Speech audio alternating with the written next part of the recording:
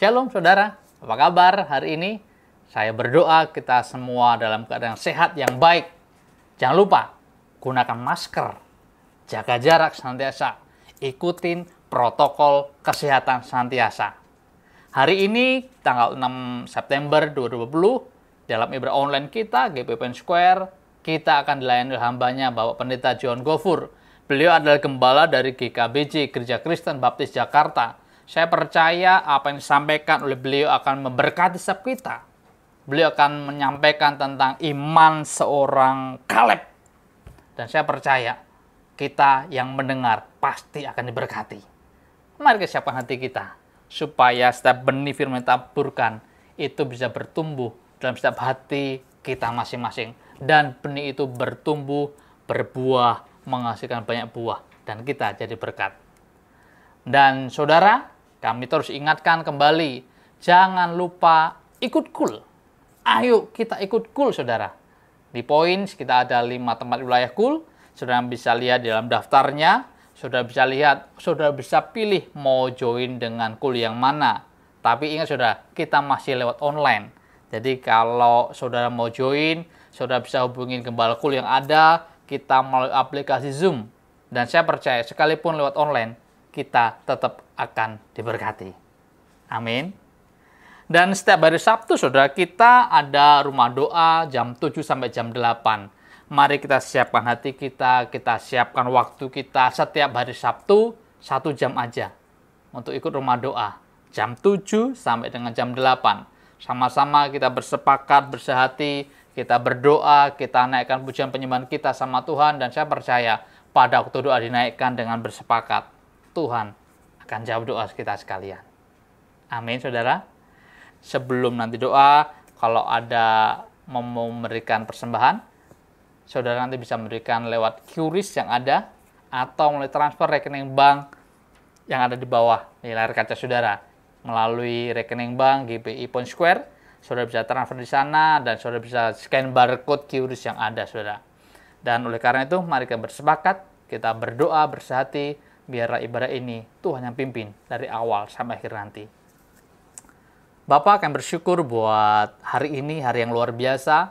Kami percaya bahwa kalau kami ada sampai hari ini, itu karena anugerah Tuhan. Kami ada sampai hari ini, itu karena pemeliharaan Tuhan yang sempurna. Terima kasih Bapak. Sebelum kami ibadah mulai ini, biarlah Engkau yang menyertai kami dari awal sampai akhir nanti. Kami mau berdoa buat hamba-Mu yang akan menyampaikan pesan-pesan-Mu, Bapak Pendeta John Gofur. Engkau yang memberkati, Engkau yang mengurapi. Biarlah firman sampaikan itu jatuh ke dalam tanah hati yang subur, sehingga setiap benih itu akan bertumbuh, berbuah, menghasilkan buah yang banyak, dan menjadi berkat bagi banyak orang. Kami juga mau berdoa buat pemimpin rohani kami, Tuhan, dari gembala sidang kami, buat keluarga besarnya, buat keempat wakil gembala sidang kami yang ada. Tuhan, kiranya Engkau memberikan kesatuan hati, unity. Biarlah melalui setiap pemimpin rohani kami ini, nama Tuhan bisa dipermuliakan. Kami juga berdoa buat gembala rayon kami, Bapak Pendeta Budianto Totong. Engkau memberkati hamba-Mu ini, Tuhan. Kemanapun hamba-Mu ini pergi melangkah melayani di marketplace pun, Engkau juga menyertai. Sehingga nama Tuhan dipermuliakan melalui hamba-Mu ini. Nama-Mu ditinggikan. Engkau memberkati keluarga besar hamba-Mu, keluarga besar anak cucu mantu, Engkau yang memberkatinya, Tuhan. Terima kasih Bapak, kami juga berdoa buat gembala cabang tempat kami bernaung, bergereja, berjemaat, Bapak Pendeta Suwardi. Engkau memberkati hamba-Mu, Tuhan, Engkau memberi keluarganya, Engkau memberkati apapun dikerjakannya, Engkau membuat berhasil dan beruntung. Dan apapun diambil langkah setiap keputusannya, itu biarlah seturut kehendak Tuhan. Terima kasih Bapak, terima kasih. Kami juga mau berdoa bersepakat memberkati bangsa kami Indonesia. Kami katakan Shalom Indonesia. Kami katakan damailah Indonesia. Kami katakan ekonomi Indonesia bangkit. Indonesia sembuh. Indonesia dipulihkan di dalam nama Tuhan Yesus. Kami memberkati Bapak Presiden kami, Wakil Presiden kami, semua jajaran menteri yang ada, aparatur negara yang ada. Tuhan memberkati. Nyatakan kemuliaan atas bangsa Indonesia, Tuhan. Berikan roh takut akan Engkau buat semua aparatur negara yang ada. Biarlah semua boleh berjalan sesuai kehendak Tuhan. Terima kasih Bapa, terima kasih Tuhan Yesus. Hamba juga berdoa memberkati setiap jemaat yang ada, yang beribadah di rumah-rumah. Kami percaya bahwa sekalipun lewat ibadah online, kuasa Tuhan tidak terbatas. Kuasa Tuhan sanggup menjamah. Kuasa Tuhan sanggup memulihkan. Engkau yang memberkati keluarga demi keluarga, pribadi lepas pribadi ya Tuhan. Terima kasih Bapa, kami siapkan hati kami untuk kami bersama-sama beribadah hari ini.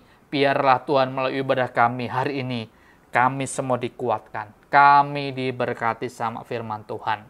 Terima kasih Bapa, di dalam nama Tuhan Yesus kami berdoa dan mengucap syukur.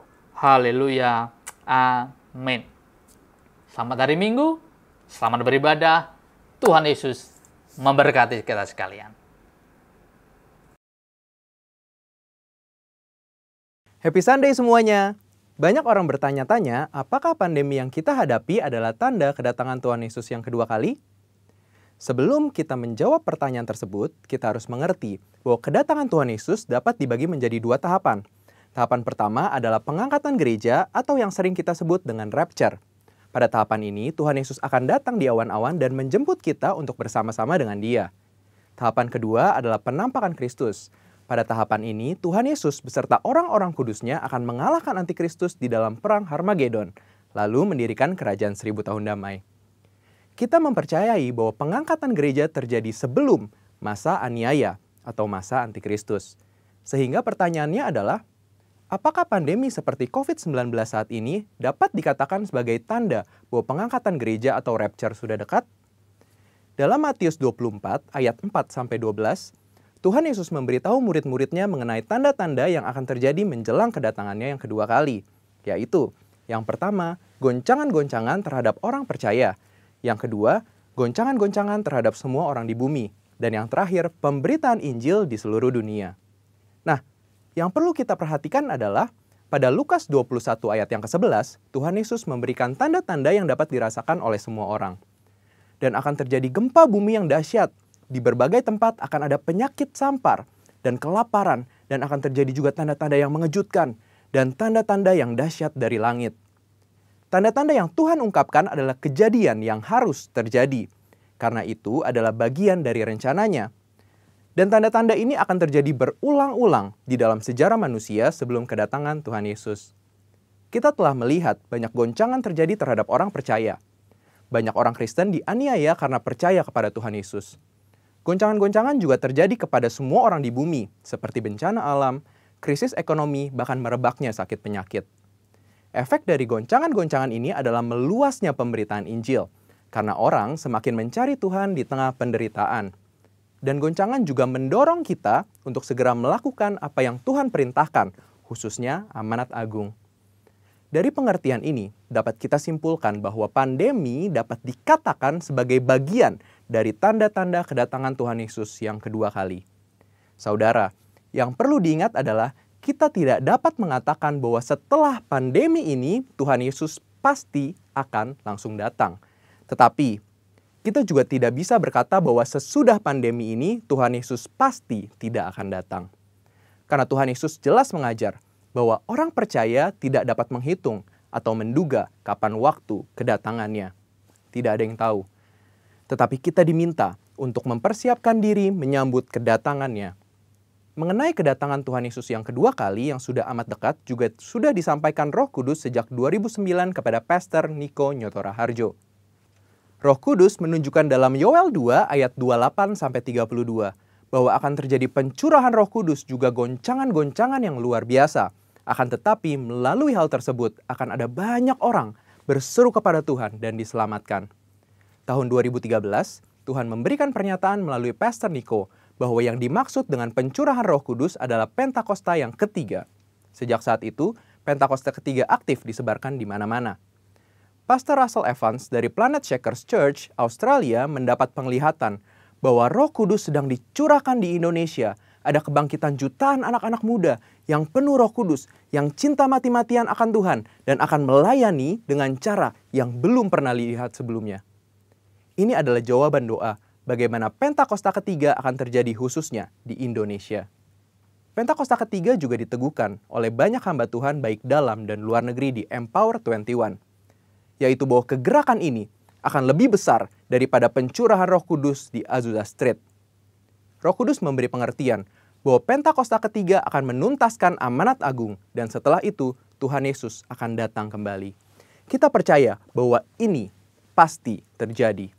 Kita dapat mengambil kesimpulan bahwa pandemi yang sedang terjadi hari-hari ini adalah bagian dari tanda-tanda penggenapan Pentakosta ketiga, di mana pencurahan Roh Kudus dan goncangan yang terjadi akan mengakibatkan banyak orang berseru kepada Tuhan dan diselamatkan. Artinya, amanat agung Tuhan sedang digenapi. So, setelah kita mengetahui hal tersebut, apakah yang harus kita lakukan untuk menyambut kedatangannya? Ada 4 hal, yaitu yang pertama, hidup berjaga-jaga, artinya hidup kudus di hadapan Tuhan dan di hadapan manusia. Yang kedua, hidup siap sedia, artinya siap menyambut kedatangan Tuhan Yesus, kapan saja. Yang ketiga, hidup setia, melakukan perintah Tuhan, artinya melakukan amanat agung Tuhan Yesus dengan Pentakosta yang ketiga. Dan yang terakhir, hidup intim dengan Tuhan, artinya banyak membaca, merenungkan, melakukan firman Tuhan, banyak memuji, menyembah Tuhan, dan banyak berdoa berbahasa roh. Saudara, walaupun pandemi COVID-19 mempunyai dampak negatif bagi dunia, tetapi jangan lupa, bagi kita yang percaya kepada Tuhan Yesus, pandemi ini adalah bagian dari tanda-tanda kedatangan Tuhan Yesus untuk menjemput kita, gerejanya. Mari persiapkan diri kita dan senantiasa menanti-nantikan kedatangannya. Haleluya! Tuhan Yesus memberkati.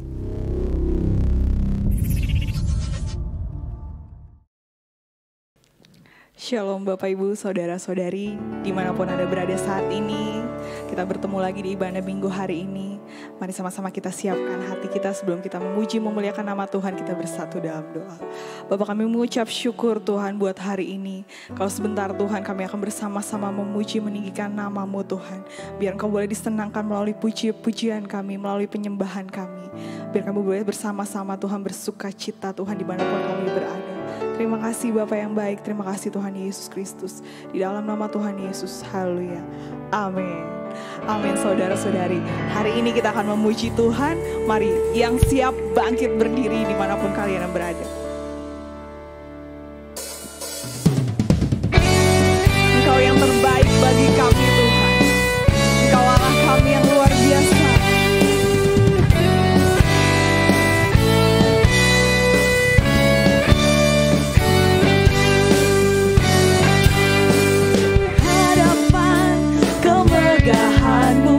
Ku datang menyembah-Mu, membawa hatiku, membawa hidupku. Ku teringat kasih setia-Mu di dalam setiap langkahku. Sungguh Engkau baik di dalam hidupku. Engkau baik.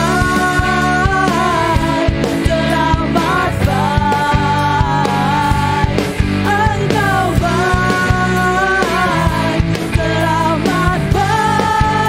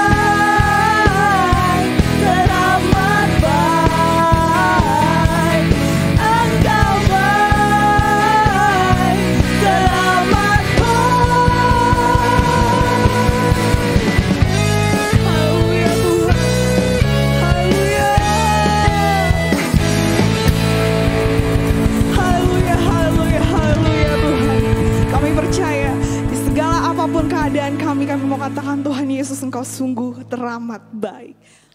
Kembali kami datang Tuhan, masuk ke dalam hadirat-Mu. Kembali kami menyiapkan hati kami untuk lebih dekat lagi Tuhan Yesus. Lebih lagi, lebih dalam lagi Tuhan Yesus. Bawa kami terus Tuhan, melekat di dalam-Mu Tuhan.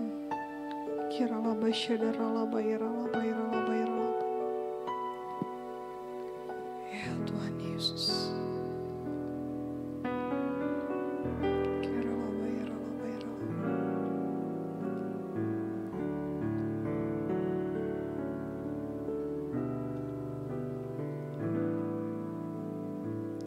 Bagaikan tanah kering yang merindukan air,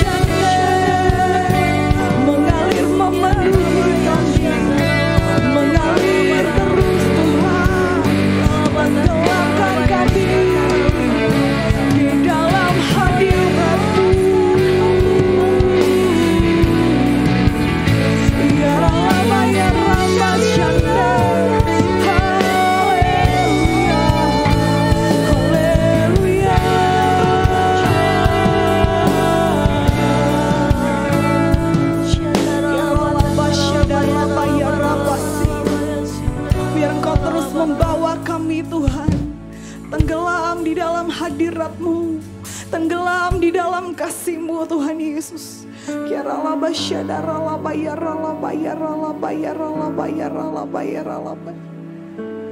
Mengalirlah kuasa Roh Kudus, mengalirlah di tempat ini, mengalirlah terus jamah kami, terus penuhi kami.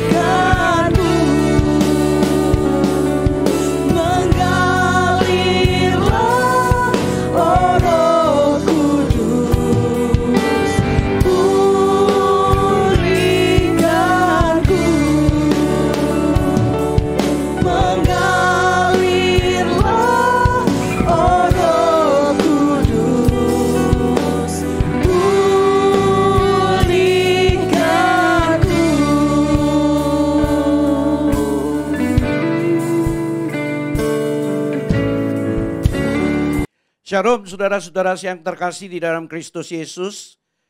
Walaupun kita ini sangat dibatasi karena fisik kita tidak bisa bertemu dan adakan ibadah bersama-sama di gereja. Namun kami percaya bahwa Roh Allah ada di dalam hati setiap orang yang percaya. Amin saudara.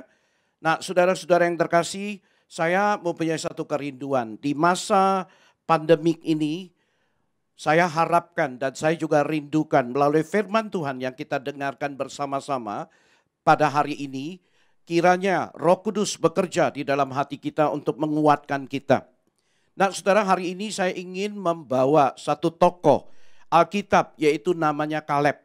Tidak asing bagi saudara-saudara yang sudah lama di dalam Tuhan.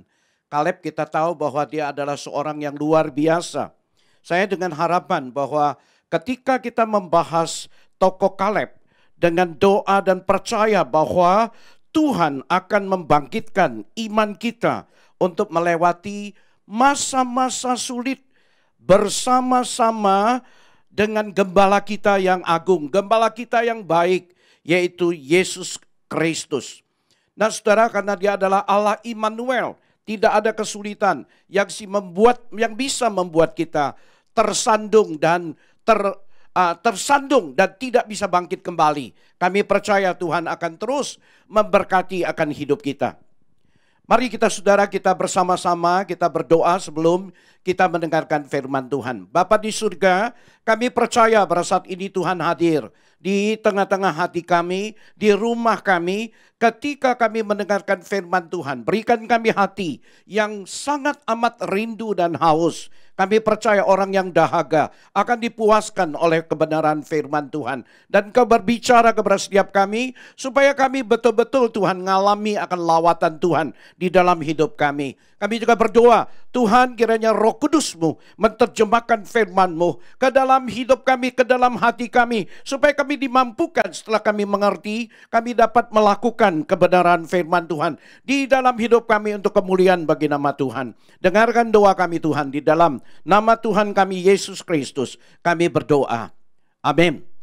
Bapak Ibu saudara-saudara yang terkasih, di dunia ini ada 3 macam hukum saudara-saudara yang harus kita hadapi.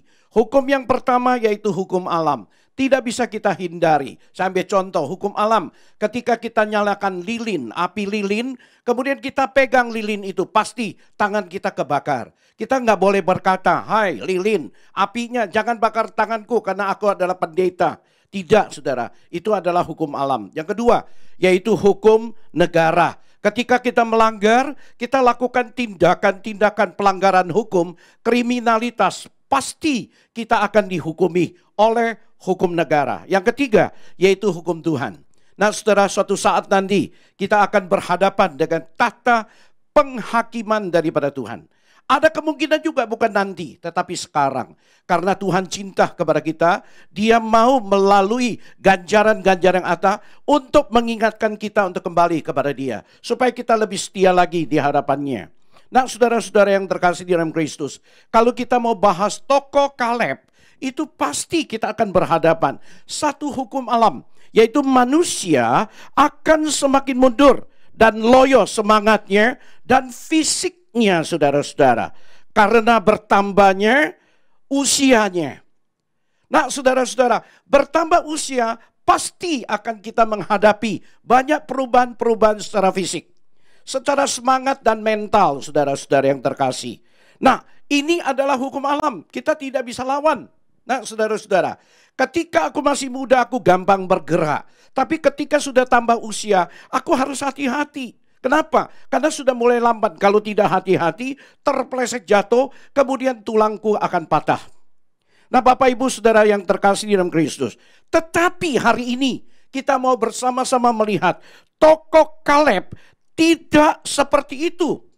Nah Bapak Ibu Saudara-saudara, berarti iman itu akan menerobos, bukan melawan hukum alam. Tetapi bisa menerobos alam, bisa menerobos situasi, bisa menerobos kondisi. Seperti apapun dengan iman kita, kuasa Tuhan akan dinyatakan. Nah saudara-saudara, kita tahu bahwa Kaleb itu semakin bertambah usianya. Nah saudara-saudara, tetapi dia semakin semangat, semakin kuat, semakin antusias. Itu namanya dia menerobos usianya. Walaupun secara alam usia bertambah akan loyo, fisiknya akan menurun. Namun Kaleb tidak demikian. Nah saudara-saudara, kita lihat dari contoh ini, kemudian dengan usia tetap bertambah, tetapi semangat Kaleb tidak pudar. Nah saudara, kenapa demikian? Karena dia percaya kepada Tuhan. Amin saudara, karena dia bergantung kepada Tuhan. Amin saudara, karena dia selalu mengandalkan Tuhan di dalam setiap aspek daripada hidupnya. Mari saudara kita melihat kehidupan sehari-hari yang Kaleb jalani, saudara-saudara. Yang kita pelajari daripada kitab 5 Musa itu, kita akan tahu persis bahwa Kaleb walaupun sudah semakin tua, tetapi dia maju terus, tidak pernah stuck. Tidak pernah stagnan, tidak pernah berhenti pertumbuhan iman, kerohaniannya, ketergantungannya kepada Tuhan. Ini penting saudara, ini juga merupakan kata kunci bagi setiap kita sedang ada di dalam situasi dan kondisi seperti sekarang di Indonesia. Kalau kita maju terus bukan membabi buta, tetapi bergantung kepada Tuhan, percaya penuh kepada Tuhan dan mengandalkan Tuhan.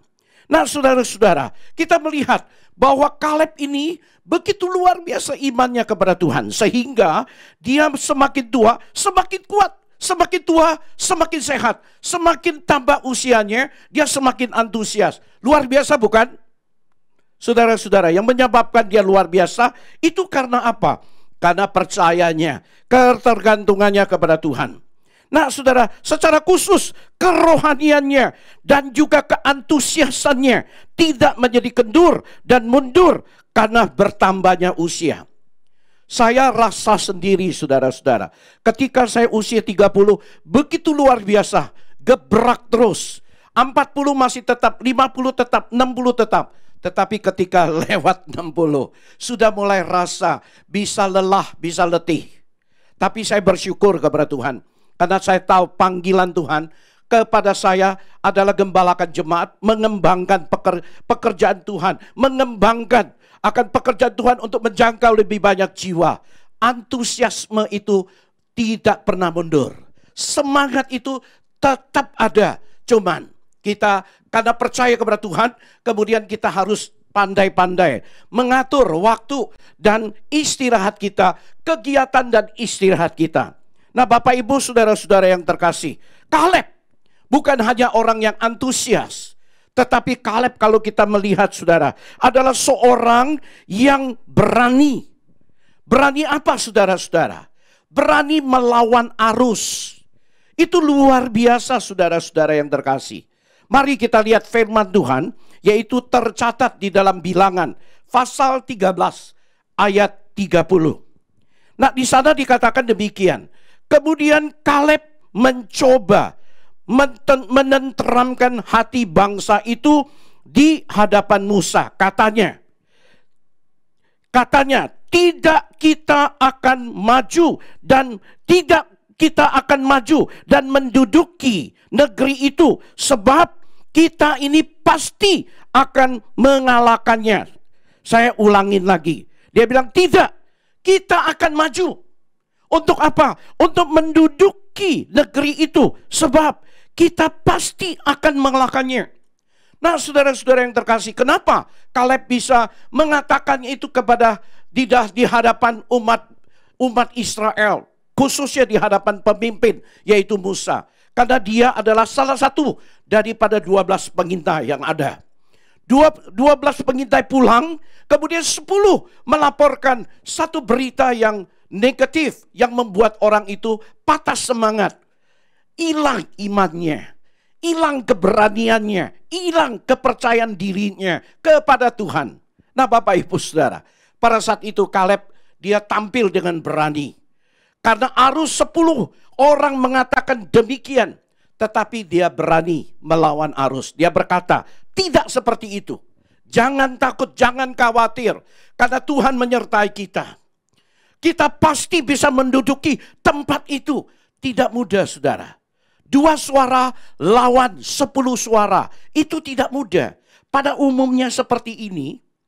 Kemudian kita bilang tidak. Dengan iman loh, bukan membabi buta.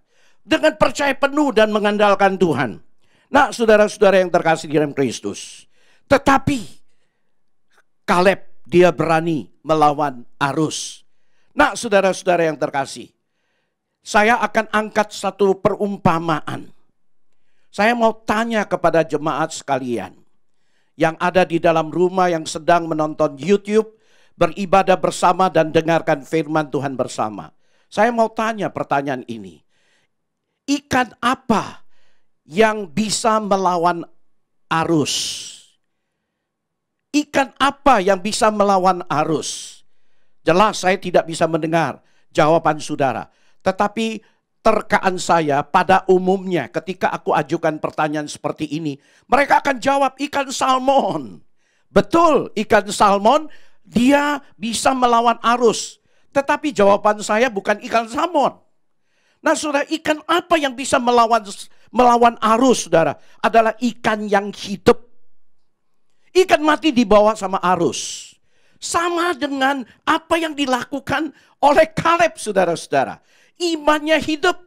Dia rasakan penyertaan Tuhan. Dia rasakan pertolongan Tuhan. Dia rasakan firman Tuhan. Janji Tuhan itu adalah ya dan pasti. Bukan secara logika dia mengakui. Tapi hatinya mengalami, hidupnya mengalami. Sehingga dia semakin yakin bahwa Tuhan menyertai. Kita pasti bisa menduduki negeri itu. Makanya report atau 10 orang yang negatif itu, arus yang begitu kencang, dia berani lawan. Karena dia punya iman yang hidup. Nah, Bapak Ibu saudara-saudara yang terkasih, kalau iman yang mati akan dibawa oleh arus, kita takut, kita khawatir, kita setuju dengan pendapat-pendapat yang tidak beriman. Bapak Ibu saudara-saudara, di tengah-tengah situasi yang sangat sulit ini, mungkin kita menghadapi masalah-masalah ekonomi. Mungkin kita menghadapi masalah banyak sekali keluarga. Dari pandemik, kemudian muncul bermacam-macam masalah di dalam hidup saudara. Nah, saudara-saudara, memang Yesus sudah jauh-jauh hari sudah memberitahukan kepada kita. Kamu jangan khawatir. Walaupun di dunia ini penuh penderitaan, tapi di dalam aku ada damai sejahtera. Yakinkah janji Tuhan itu? Yakinkah dengan firman Tuhan itu, saudara-saudara? Kalau kita yakin, kita mengandalkan Dia. Kalau kita yakin, kita percayalah kepada Dia. Bahwa Dia tidak mungkin lepas tangan. Buktinya ketika Rasul Petrus, dia berjalan di atas air, saudara-saudara. Dia bilang, Yesus, kalau engkau adalah Yesus, biarkan aku jalan di jalanan di atas air ini. Kemudian Yesus bilang, mari kamu datang. Dia turun, saudara-saudara. Dia jalan, saudara-saudara. Tetapi ketika dia jalan, kemudian dia lihat kanan kiri, dia noleh kanan kiri. Ombak begitu gede, dia kaget tuh. Luar biasa kaget. Ketika dia kaget, tidak lagi fokus kepada depan, yaitu Yesus, dia nyaris tenggelam. Apa yang terjadi saudara-saudara? Ketika lemah kita akan tenggelam, dia berteriak, Tuhan tolong saya. Yesus ulurkan tangannya dan genggam tangannya dan menyelamatkan dia. Bapak, Ibu, saudara-saudara yang terkasih dalam Kristus, apa yang dijanjikan oleh Tuhan? Damai sejahtera, sukacita, dan dia berkata, orang yang tekun berdoa tidak mungkin dipermalukan, tidak mungkin dikecewakan. Percayalah kepada dia. Nah, saudara, di dalam situasi apa? Kita sabar menanti pertolongan dari Tuhan. Nah, saudara-saudara yang terkasih dalam Kristus, kita akan lihat beberapa hal. Yang pertama, iman seorang Kaleb. Kita melihat imannya seperti apa. Mari kita baca firman Tuhan di kitab Bilangan pasal 14 ayat 24. Demikian firman Tuhan. Tetapi hambaku Kaleb, karena lain jiwa yang ada padanya, dan ia mengikut aku dengan sepenuhnya, akan kubawa masuk ke negeri yang telah dimasukinya itu. Kemudian di dalam firman Tuhan mengatakan, dan keturunannya akan memilikinya. Bapak, Ibu, saudara-saudara, kalau kita baca ayat ini jelas kita melihat bahwa Tuhan bukan janjikan kepada Kaleb bahwa dia akan memiliki. Kemudian keturunannya pun akan terus memilikinya. Berarti bukan satu generasi dan seterusnya. Itu janji Tuhan kepada Kaleb. Dan Kaleb percaya. Walaupun di depannya musuhnya gagah perkasa.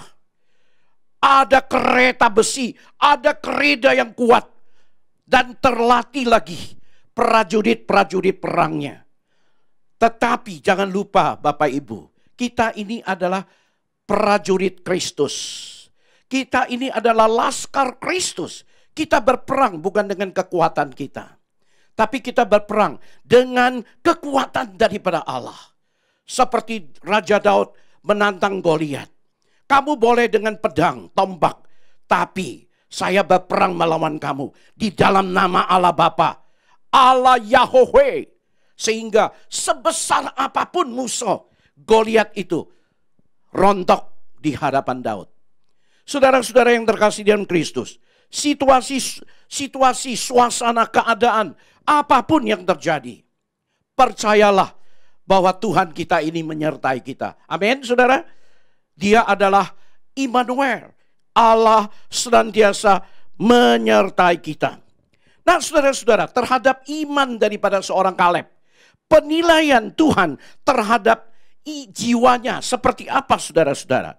Tuhan menilai dia adalah mutlak mengandalkan Allah. Di dalam firman Tuhan yang barusan kita baca tadi, berkata, karena lain jiwa yang ada padanya, dan ia mengikut aku dengan sepenuhnya. Dia mengikut Yesus, dia mengikut Tuhan dengan sepenuh hati. Tidak pernah ragu kalau bicara tentang sepenuh hati. Dia tidak pernah ragukan Tuhannya yang sudah janji kepada dia. Makanya penilaian Tuhan terhadap jiwa dan iman daripada Kaleb, dia adalah seorang mutlak, tidak neko-neko, tidak tawar-tawar, mutlak mengandalkan Allah. Dari mana saudara kita bisa tahu? Dari kitab Bilangan pasal 13 ayat 30. Kemudian Kaleb mencoba menenteramkan hati bangsa itu di hadapan Musa. Katanya, tidak, kita akan maju dan menduduki negeri itu, sebab kita pasti akan mengalahkannya. Saya mau tanya kepada jemaat sekalian. Kalimat ini yang dideklarasikan oleh Kaleb itu artinya dia betul-betul mutlak percaya kepada Tuhan. Dia juga betul-betul mutlak mengandalkan Tuhan. Tidak sedikit mengandalkan kemampuannya.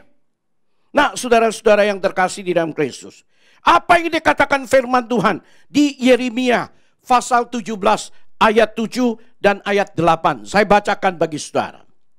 Nah, saudara, di sini dikatakan, diberkatilah orang yang mengandalkan Tuhan, yang menaruh harapannya kepada Tuhan. Apa arti diberkatilah orang yang mengandalkan Tuhan? Yaitu iman, saudara-saudara. Dia kalau punya iman, dia diberkati. Namun saudara, iman itu kadang-kadang itu bisa goyah ketika kita berhadapan dengan situasi dan kondisi yang tidak mendukung. Misalnya, masalah kita terus-menerus tidak selesai. Misalnya, kesulitan kita terus bertambah-tambah. Kita sudah doa, kita sudah minta sama Tuhan. Namun, tidak pernah selesai-selesai. Setahun, 2 tahun. Sehingga mulailah kita goyah. Mulailah kita ragu atas pimpinan Tuhan. Mulailah kita ragu pertolongan Tuhan. Makanya dikatakan di sini, diberkatilah orang yang mengandalkan Tuhan, yaitu yang percaya, yang menaruh harapannya kepada Tuhan. Apa arti menaruh harapannya? Yaitu saya percaya penuh. Nah, Bapak Ibu Saudara, ketika doa saya belum juga dijawab, ketika doa saya belum juga dikabulkan, ketika masalah saya sudah saya pergumuli, saya serahkan kepada Tuhan sekian tahun, belum juga diselesaikan, saya tetap percaya. Karena saya percaya Tuhan punya waktu yang terbaik untuk setiap orang yang percaya. Amin, saudara. Kalau kita amin, berarti kita harus praktekkan, kita harus terapkan itu. Jangan kita ragukan lagi. Di ayat yang ke-8, Yeremia 17. Ia akan seperti pohon yang tertanam di tepi air, yang merambatkan akar-akarnya ke tepi batang air, dan yang tidak mengalami datangnya panas terik, yang daunnya tetap hijau, yang tidak khawatir dalam tahun-tahun kering, dan yang tidak berhenti menghasilkan buah. Iman ini, saudara-saudara, terus bertumbuh di dalam situasi yang nyaman? Jelas bukan. Di sini dilukiskan terik matahari dalam keadaan yang paceklik, yang sulit amat. Nah, kenapa iman ini tetap bisa bertumbuh dan daunnya menghijau, bahkan bisa menghasilkan buah? Karena ditanam di tepi air. Kita bersyukur, saudara-saudara. Firman Tuhan itu adalah air yang hidup. Santapan rohani bagi setiap kita. Iman kita dibangunkanlah di atas dasar daripada janji-janji Tuhan. Itu apapun yang terjadi. Tuhan berkata, dunia ini akan semuanya habis. Tetapi firman-Mu tetap. Firman-Ku tetap tidak akan berubah. Nah, Bapak Ibu, kalau kita tanamkan iman kita, bangunkan iman kita di atas sesuatu yang tetap tidak akan berubah, percayalah bahwa imanmu juga tidak akan berubah. Ini janji daripada Tuhan. Yang kedua, saudara-saudara, Kaleb ini beriman dan adalah orang juga pemberani. Bukan saja beriman, tapi pemberani. Bahkan sangat amat berani, saudara-saudara. Seperti apa beraninya? Tadi kita sudah baca. Tapi saya mau kutip dari Bilangan pasal 14 ayat 9. Kaleb berkata, hanya janganlah memberontak kepada Tuhan. Ini pesan. Kata Kaleb, jangan berontak, jangan lawan. Jangan lakukan kudeta, jangan ragukan pimpinan Tuhan di dalam hidup kita. Dan janganlah takut kepada bangsa negeri itu. Jangan takut sama musuh. Jangan takut dengan keadaan. Jangan takut dengan kesulitan. Karena Allah kita itu lebih besar daripada masalah dan kesulitan. Pemazmur melukiskan Allah itu seperti matahari. Kenapa melukiskan Allah itu seperti matahari, saudara-saudara? Karena sinar matahari itu dimanapun dia pasti bercahaya terang. Walaupun puncak gunung itu setinggi apapun, juga tidak bisa menghalangi sinar matahari untuk menyinari puncak gunung yang tertinggi sekalipun. Nah, Bapak Ibu Saudara, ini jelas mengatakan bahwa Allah kita ini lebih besar daripada my problem. lebih besar daripada kesulitan kita, masalah kita, hidup kita. Jangan takut karena dia menyertai. Kita bersyukur bahwa dia bilang jangan takut kepada bangsa negeri itu. Sebab mereka akan kita telan habis. Luar biasa kalimat ini. Saudara, kalau saya bisa lukiskan, dia anggap musuh itu seperti bakpaunya. Kalau dulu di zaman saya masih kecil, bakpao Lim Tian Ki itu paling top, saudara. Saya sih nggak sanggup beli karena mahal. Kalau dulu roti, saudara-saudara, itu roti Tan Ek Chuan itu paling enak. Tapi saya nggak sanggup beli. Saya hanya bisa makan roti Leong luas yang murah saja. Tetapi Kaleb bilang, jangan takut kepada mereka. Kenapa jangan takut? Karena kita akan telan habis mereka. Jadi dia anggap musuh, dia anggap masalah, dia anggap kesulitan, dia anggap problem di dalam hidup seperti makanan. Dalam nama Yesus, aku telan dia. Bapak, Ibu, saudara-saudara yang terkasih di dalam Kristus. Kata ini adalah kata kiasan. Namun kata ini merupakan deklarasikan seorang yang beriman sepenuhnya mengandalkan Tuhan. Dia berkata, yang mendukung, yang melindungi mereka sudah meninggalkan mereka. Sedang Tuhan menyertai kita. Janganlah takut kepada mereka. Dasarnya apa, Bapak Ibu? Bukan membabi buta. Bukan secara perasaan doang. Tetapi logikanya juga jalan. Alasannya sangat logis. Yaitu Tuhan menyertai kita. Yang melindungi mereka, musuh-musuh itu sudah nggak ada. Tuhan melindungi kita. Tuhan menyertai kita. Makanya kita pasti bisa menelan mereka sampai habis. Bapak, Ibu, saudara-saudara yang terkasih. Mari kita lihat firman Tuhan berkata demikian. Berarti saudara-saudara, kita jangan ragukan. Peganglah. Kapan lagi kita buktikan iman kita, pengandalan kita kepada Tuhan dengan sepenuhnya. Mutlak mengandalkan Tuhan. Yaitu di situasi yang sulit. Di keadaan yang tidak mudah kita lewati. Tapi aku tetap percaya. Amin, saudara-saudara. Kalau di situasi yang nyaman, situasi yang makmur, situasi yang serba lancar, apapun ada. Mau mobil ada, mau rumah mewah ada, mau makan enak ada. Ya kita nggak perlu lagi mengandalkan Tuhan. Lama-lama kita bisa lupa bahwa kita menganggap diriku ini paling hebat, paling kuat, bukan? Nah, Bapak, Ibu, saudara-saudara, saya harap saya juga berdoa ketika persiapkan ini. Saya harap firman Tuhan ini betul-betul menguatkan, memberkati saudara-saudara sekalian. Yang ketiga, saudara, yaitu iman. Kaleb ini iman yang sabar, menanti waktunya Tuhan. Dia betul-betul tidak gesa-gesa, saudara. Walaupun dia tahu ini adalah janji Tuhan melalui Musa diberikan negeri-negeri ini. Tapi dia tunggu. Dia tunggu terus. Dia tunggu terus. Tahu nggak berapa tahun dia menanti? 45 tahun. Luar biasa bukan? Luar biasa bukan 45 hari. Bukan 4,5 tahun. 45 tahun. Kita coba baca firman Tuhan. Joshua pasal 14 ayat 10 sampai dengan 12. Jadi sekarang sesungguhnya Tuhan telah memelihara hidupku seperti yang dijanjikannya. Kini sudah tepat, sudah 45 tahun lamanya sejak diucapkan Tuhan firman itu kepada Musa. Dan selama itu, saudara-saudara, orang Israel mengembara di padang gurun. Jadi sekarang aku telah berumur berapa? 85 tahun.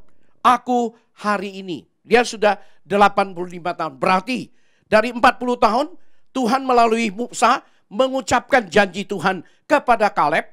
45 tahun dia tunggu. Di ayat 11 coba kita lihat. Pada waktu itu aku masih sama kuat seperti pada waktu aku disuruh Musa. Seperti kekuatanku pada waktu itu, demikianlah kekuatanku sekarang untuk berperang dan untuk keluar masuk. Luar biasa bukan? Makanya saya bilang, hukum alam seperti ini. Tapi iman yang mengandalkan Tuhan. Bukan melawan hukum alam. Tapi bisa menerobos masalah-masalah fisik. Bisa menerobos masalah-masalah umur. Bisa menerobos masalah-masalah mental, semangat. Apalagi masalah-masalah hidup. Amin, saudara-saudara. Masalah hidup mah kecil. Masalah hidup mah kita anggap itu bakpao aja. Anggap itu roti tak ecuan. Anggap itu Holland Bakery. Anggap itu apa saja kita bisa telan habis. Karena dasar kita adalah Tuhan. Karena Tuhan melindungi kita. Tuhan menyertai kita. Yang melindungi mereka sudah pergi. Sudah tidak ada. Tapi Tuhan menyertai kita. Amin, saudara-saudara. Ayat 12. Oleh sebab itu, berikanlah kepadaku pergunungan yang dijanjikan Tuhan kepadaku waktu itu. Sebab engkau sendiri mendengar pada waktu itu bahwa di sana ada orang enak dan orang kota-kota yang besar dan berkubuh. Mungkin Tuhan menyertai aku sehingga aku dapat menghalau mereka seperti yang difirmankan Tuhan. Bapak, Ibu, saudara-saudara, saya kagum hanya dia percaya mengandalkan Tuhan, dia antusias, tidak pernah ragukan Tuhan, bukan langsung Tuhan kabulkan. Dia percaya dan mau menanti waktu Tuhan yang terbaik.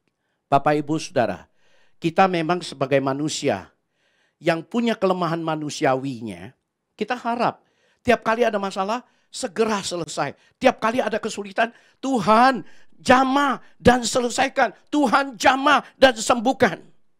Tapi cara kerja Tuhan bukan setiap kali itu sama, monoton, Bapak Ibu. Kadang-kadang dia mau ada waktu yang cukup panjang. Nah, waktu yang cukup panjang ini bukan mempersulit kita. Bukan membuat kita itu setengah mati, bukan. Tapi justru membuat kita itu mengalami anugerahnya lebih besar lagi. Anugerah demi anugerah pasti kita akan alami. Makanya kita harus bersyukur dengan tertundanya pertolongan Tuhan datang. Yang penting aku ada di dalam pengawasan Tuhan. Aku ada di dalam penyertaan Tuhan. Saya nggak takut. Nggak mungkin Tuhan biarkan saya seperti ini. Saya percaya. Makanya Bapak, Ibu, Saudara, percaya itulah membuat Kaleb dia mau menanti sepanjang 45 tahun lamanya. Coba kita lihat, saudara. Kalau dibandingkan dengan kita. Masih jauh, betul Kak? Masih jauh banget. Tapi kita bersyukur. Tuhan memang luar biasa. Percayalah, saudara-saudara. Saya akan tutup khotbah saya dengan satu kesaksian yang luar biasa saya nilai. Saya punya teman, kira-kira di tahun 80 saya sudah kuliah bersama-sama dengan beliau di sekolah teologi. Nah, saudara, kalau dihitung sampai sekarang, jadi ada 40 tahun persahabatan kami. Setelah lulus memang teman ini dia dipanggil oleh Tuhan untuk menjadi missionary. Bukan jangka pendek, bukan mission trip. Tetapi missionary di daerah yang terpencil yang belum ada Injil diberitakan. Dia punya beban, betul-betul punya beban itu. Panggilan itu jelas. Nah, saudara, sehingga dia bergabung dengan satu lembaga misi yang mengutus. Karena dia perlu didukung dari segi biaya hidup dan juga dinaungi satu payung dari lembaga yang bisa terus mendoakan pelayanannya. Saya dipanggil oleh Tuhan untuk melayani satu gereja. Yaitu setelah lulus, saya melayani satu gereja. Kemarin baru mengadakan kebaktian syukur kepada Tuhan selama 36 tahun. Karena hari itu saya pensiun sudah, emeritasi. Nah, Bapak, Ibu, saudara-saudara yang terkasih, kemudian dia diutus ke daerah yang terpencil. Sangat amat terpencil. Kemudian di sana hidupnya tidak mudah, saudara. Tidak mudah, semua rata-rata segala kebutuhan itu terbelakang. Nah, singkat kata, dia melayani Tuhan 1 tahun, 2 tahun, 3 tahun. Belum ada hasil. Tidak kelihatan satu hasil pun. Satu jiwa pun belum menerima Yesus. Bayangkan saudara, setiap tahun dia pulang untuk report, untuk lapor kepada lembaga. Lembaga bilang coba lebih giat lagi. Banyak doa, kita dukung dalam doa. Tahun kedua juga nggak ada hasil. Tahun ketiga juga dengan hasil. Kemudian lembaga panggil dia pada tahun yang ketiga dan berkata, begini katanya, jika masih tetap tidak ada buah, kita kasih kamu kesempatan 2 tahun lagi. Kalau belum juga ada buah, ya sudah, kamu pulang aja. Setelah 5 tahun genap. Nah Bapak Ibu saudara-saudara, apa yang terjadi? Sudah hampir 5 tahun genap, tambah extend 2 tahun, tetap tidak ada buah. Akhirnya sebelum selesai 5 tahun, 2 bulan sebelum selesai 5 tahun saudara-saudara, kebetulan dia ulang tahun. Waktu di birthday dia, di ulang tahun dia, ada teman kirim surat, teman kita juga saudara. Nah kirim surat ke dia, kamu mau hadiah apa? Kita belikan buat kamu lah gitu. Hati kita semua, kita mau hibur dia, menguatkan dia. Karena kita terus doakan dia terus di dalam pelayanan. Tahu nggak dia minta apa saudara? Dia minta saya mau perakat perjamuan kudus. Kaget kita. Jangan bilang kita yang kaget. Istrinya lebih kaget lagi. Lu gila katanya. Lu ini gila ya. Orang satu juga gak percaya. Belum ada orang yang percaya. Kok lu minta perakat perjamuan kudus? Dia bilang enggak. Gue mau minta perakat perjamuan kudus. Yaitu pelengkap perjamuan kudus saudara. Akhirnya karena tekadnya begitu kuat saudara. Akhirnya kita beli nih teman-teman ya. Engkoan gitu ya. Kita beli, kita kirim ke dia. Nah saudara-saudara, waktu hadiah itu sampai kurang lebih 1 minggu sebelum dia harus pulang. Tiba tuh di sana. Dia bilang harus kirim ke sana. Tahu nggak? Dia mulai agak ragu, gelisah hatinya. Kemudian dia cari kepala desa. Dia berkata, nanti kita akan kembali. 1 minggu lagi kita akan selesai tugas dan hidup kita bersama-sama dengan Bapak Ibu sekalian. Karena kami tidak ada hasil selama 5 tahun di tempat ini. Kita nggak ada hasilnya. Jadi lembaga mau tarik kita kembali gitu. Terus kepala desa bilang hasil apa? Karena selama 5 tahun katanya saya beritakan Yesus, perkatakan Yesus. Nggak ada satu orang yang mau percaya. Kepala desanya bilang, siapa bilang gak ada yang mau percaya? Siapa bilang kita semua mau percaya? Tapi kita gak tahu gimana cara percaya menerima Yesus. Rupanya ini kepala desa semuanya sudah mau percaya. Tapi gak tahu, dia sendiri juga gak tahu gimana bimbing mereka. Karena tidak ada respon. Apa yang terjadi saudara dalam 1 minggu itu? Semua orang percaya. Lebih dari 30 orang saudara. Dibaptis hari itu juga. Kepakailah perakat perjamuan kudus itu. Luar biasa bukan? Luar biasa. Tapi kemujizat ini, keajaiban ini terjadi setelah 5 tahun. Nyaris dia akan dicabut kembali. Tapi Tuhan jawab. Doamu sudah aku dengar tapi aku genapi. Ketika kamu sudah menyelesaikan proses ujian yang begitu lama. Saya tahu. Kamu benar-benar mutlak mengandalkan aku di dalam pelayananmu, di dalam hidupmu. Bapak, Ibu, saudara-saudara, Tuhan juga memberkati kita. Mari kita berdoa. Bapa di surga, terima kasih untuk firman-Mu pada hari ini sudah kami sampaikan. Kami percaya tidak akan kembali dengan sia-sia. Akan terus menjadi berkat, menjadi suara yang penuh urapan kuasa dari Roh Kudus. Menyentuh dan mengingatkan kami terus-menerus ketika kami berhadapan dengan situasi kondisi apapun di dalam hidup kita. Tuhan sertai dan Tuhan berkati. Dengarkan doa kami dan pelihara setiap jemaat-Mu yang mendengarkan firman Tuhan. Kiranya Tuhan jaga keselamatan mereka, kesehatan mereka, rumah tangga mereka dan segala kebutuhan mereka. Agar kami tidak tawar hati, tidak patah semangat.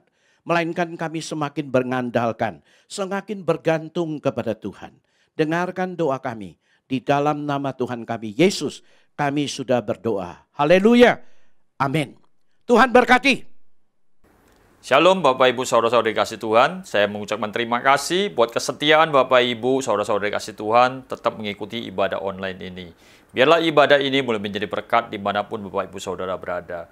Mari sebentar kita akan mengakhiri ibadah online ini. Sebelumnya mari kita siapkan hati kita, mari kita angkat tangan kita bersama-sama untuk menerima berkat dari Tuhan. Tuhan memberkatimu dan melindungimu. Tuhan menyinari engkau dengan wajah-Nya dan berikan kau kasih karunia. Tuhan menghadapkan wajah-Nya kepadamu dan memberikan kau damai sejahtera. Umat yang dikasihi Tuhan, terimalah berkat yang datang dari Bapa di sorga, kasih daripada Tuhan Yesus, kuasa pengurapan dan kekuatan daripada Allah Roh Kudus pada saat ini tercurah menyertaimu dan memberikan kau kekuatan untuk melewati setiap tahap demi tahap kehidupan mulai saat hari ini sampai Maranatha, Tuhan Yesus datang yang kedua kalinya untuk menjemput setiap kita yang percaya bahkan kekal sampai selama-lamanya. Mari kita yang percaya dan terima berkat Tuhan sama-sama katakan amin. Sampai ketemu lagi di ibadah online berikutnya. Tuhan Yesus memberkati saudara berlimpah-limpah-limpah.